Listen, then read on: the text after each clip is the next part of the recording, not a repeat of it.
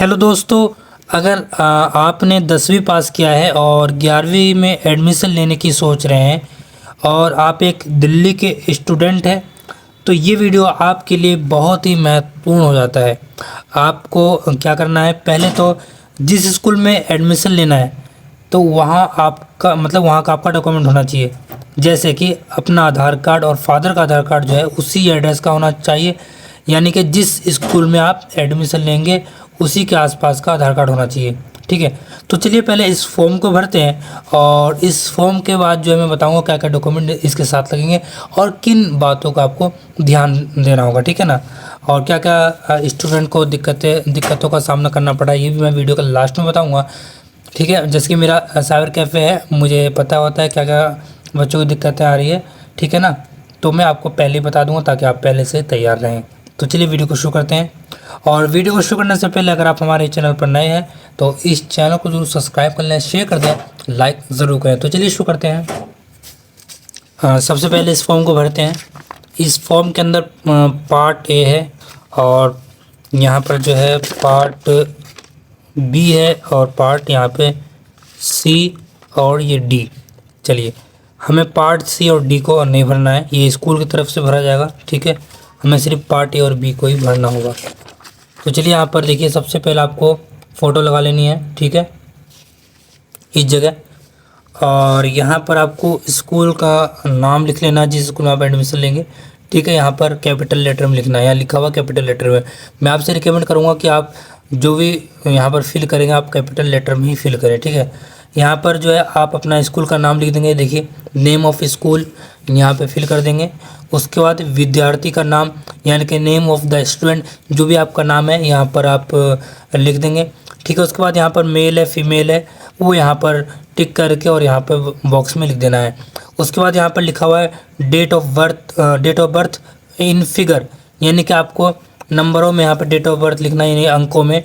ठीक है, जैसे आप 5/04/2000 जो भी डेट ऑफ बर्थ आप यहाँ पर लिख लेंगे।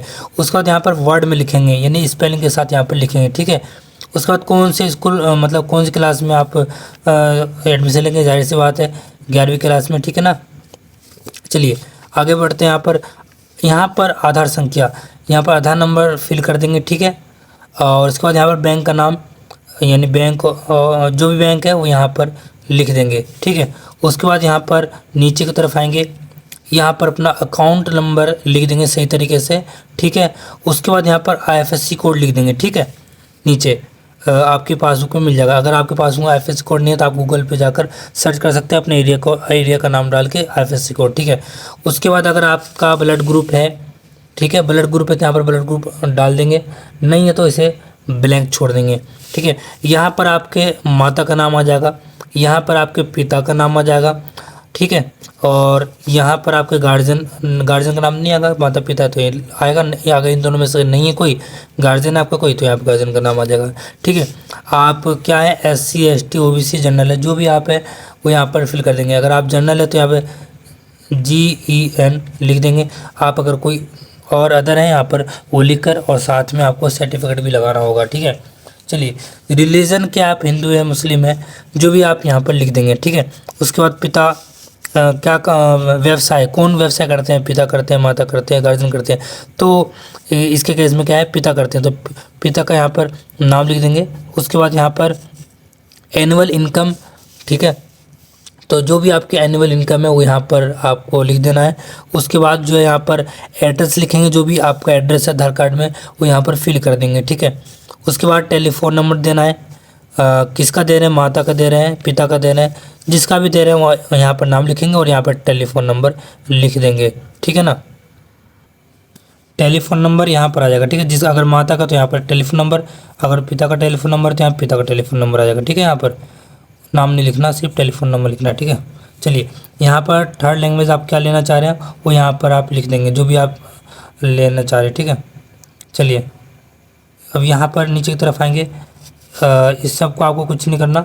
ठीक है, नीचे की तरफ आएंगे, डेट लिखेंगे और सिग्नेचर कर देंगे। नीचे की तरफ देखिए, मैं दिखा दूँ सही तरीके से, यहाँ पे डेट लिखेंगे और यहाँ पे सिग्नेचर कर लेना है, किनके, माता पिता या गार्जियन, तीनों में से किसी एक के।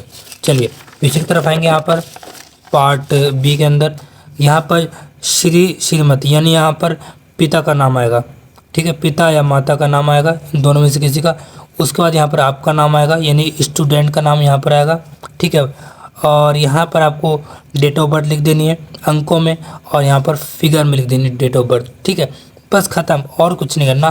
भाई एक जगह और यहाँ करना है कि डेट लिखनी है और पेरेंट्स के यहाँ पर सिग्नेचर होने हैं, बस और कुछ नहीं करना। बस ये हमारा फॉर्म जो है फिल हो गया पूरी तरीके से, ठीक है। चलिए अब जो है यहाँ पर दूसरा इसको फिल करेंगे। ये चलिए फिल करते हैं। यहाँ पर डेट लिख देंगे और यहाँ पर नेम ऑफ स्टूडेंट लिखेंगे। जूम कर लेता हूँ थोड़ा सा, और स्टूडेंट आईडी जो भी है यहाँ पर फिल कर देंगे, ठीक है।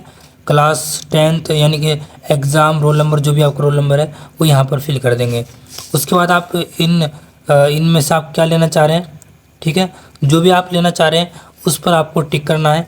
उसके बाद यहाँ पर 5 सब्जेक्ट के परसेंटेज लिखना है, ठीक है। जो 5 मेन सब्जेक्ट है उनके यहाँ पर परसेंटेज लिख देंगे, जैसे कि Hindi, math, English, Hindi, social science और ऐसे वो जो क्या कहते हैं उसे साइंस, ठीक है ना। वैसे यहाँ पर 3 भी लिखेंगे तो चल जाएगा, लेकिन आपको मैं क्या नहीं करूँगा, आप जो मेन 5 सब्जेक्ट यहाँ पर लिख देंगे, उसके परसेंटेज लिख देंगे बस। उस हिसाब से आपको, जिस पे आपने टिक लगाया, क्या पता मिले ना मिले, उस हिसाब से, ठीक है ना। वो आपको सर बताएंगे कि आप एलिजिबल है या नहीं है, यहाँ पर वो सर परसेंटेज देख के बताएंगे, ठीक है। चलिए आगे बढ़ते हैं। यहाँ पर सिग्नेचर ऑफ पेरेंट्स, यहाँ पर पेरेंट्स के सिग्नेचर होंगे, यहाँ पर स्टूडेंट के सिग्नेचर होंगे, बस और कुछ नहीं करना। देखिए ये तो मैंने बता दिया कि फॉर्म कैसे भरेंगे, ठीक है। अब जो है मेन बात आती है कि इसके साथ साथ कौन कौन से डॉक्यूमेंट लगेंगे। देखिए सबसे पहले तो 10वीं क्लास की वो लगेगी मार्कशीट, जो कि आपको वो उनकी वेबसाइट से डाउनलोड करना होगा, ठीक है ना। रिजल्ट डाउनलोड किया हुआ ही चलेगा, मैं डाउनलोड करके PDF में निकाल के, ठीक है ना। और उसके बाद माता पिता के आधार कार्ड की फ़ोटोकॉपी लगेगी, सेल्फ अटैच्ड, ठीक। और छात्र की फ़ोटोकॉपी लगेगी, छात्र की फ़ोटो लगेगी, है ना, पासपोर्ट साइज। और वो जो उस पर पासपोर्ट साइज पर ना डेट और नाम भी लिखा होना चाहिए, ठीक है ना, यानी कि रिसेंट वाला फ़ोटो चाहिए। और पासबुक की फ़ोटोकॉपी लगेगी और पुराना एडमिशन नंबर, ठीक है। उसके बाद देखिए यहाँ और लिखा रहता है कि भाई पेन ज़रूर लेकर आएँ साथ में, जब आप एडमिशन लेने जाएंगे तो पेन भी ज़रूर लेके जाएं साथ में, ठीक है। और एक बात और ध्यान देने वाली बात ये आती है, सभी छात्र इस बात का, मतलब एक नोटिस में लिखा होता कि सभी छात्र इस बात का विशेष ध्यान देंगे कि आधार कार्ड की सभी डिटेल्स आधिकारिक रूप से सही होनी चाहिए, ठीक है। तथा ये भी सुनिश्चित करें कि 10वीं के मार्कशीट के अकॉर्डिंग ही माता पिता, यानी कि माता और पिता का आधार कार्ड होना चाहिए। साथ ही मतलब छात्र की डेट ऑफ बर्थ भी आधार कार्ड और मार्कशीट में एक जैसी होनी चाहिए, ठीक है। कहने का मतलब ये है कि आपके पापा का आधार कार्ड में, आपके आधार कार्ड में और 10वीं की मार्कशीट में, तीनों जगह फादर के नाम और मदर का नाम एक जैसा होना चाहिए। बहुत जगह देखने को ये आया है। देखिए आज भी मेरे दुकान पर, यानी कि मेरे शॉप पर एक आदमी आया था, तो उनका क्या था, उनका जो है नाम अलग था, यानी कि बच्चे के स्कूल में नाम कुछ और चल रहा है फादर का, और उनके उसमें कुछ और है, यानी स्पेलिंग की मिस्टेक है। तो यहाँ पर बहुत ही मुश्किल हो जा रहा है एडमिशन लेना।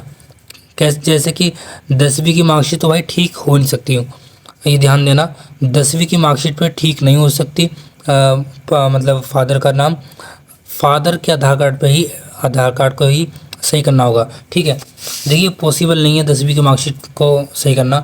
पहले तो मेरे टाइम में जो है ऐसे एडमिशन हो जाता था, जैसे कि जो बच्चे का आधार कार्ड है उसी के हिसाब से ही एडमिशन हो जाता था, ठीक है।